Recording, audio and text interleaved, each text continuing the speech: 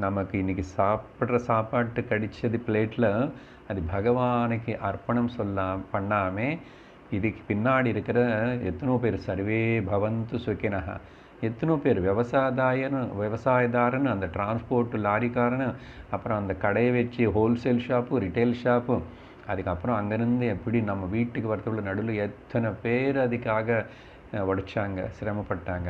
அவங்க எல்லாரையும் நினச்சிக்கிட்டு மாதிரி நன்றி சொல்கிறதுக்கு எல்லாருக்கும் எப்படி சார் நன்றி சொல்கிறது, யார் யார் பண்ணாங்களோ எனக்கு தெரியாதுன்னா, அதனால தான் எல்லாரும் ஈஸ்வரனுடைய ஸ்வரூபந்தான்.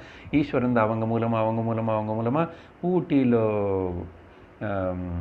வளர்ந்த கேரட்டு யாரோ வளர்த்திட்டான், அங்கேருந்து நம்ம வீட்டுக்கு சாப்பாட்டு பிளேட்டில் வருது பாருங்க. அதுக்கு அப்படி நன்றி சொல்லி ப்ரேயர் சொல்லி சாப்பிடலன்னா நீ திருட்டுத்தனம் பண்ணுற, திருட்டி சாப்பிட்ட சாப்பாட்டை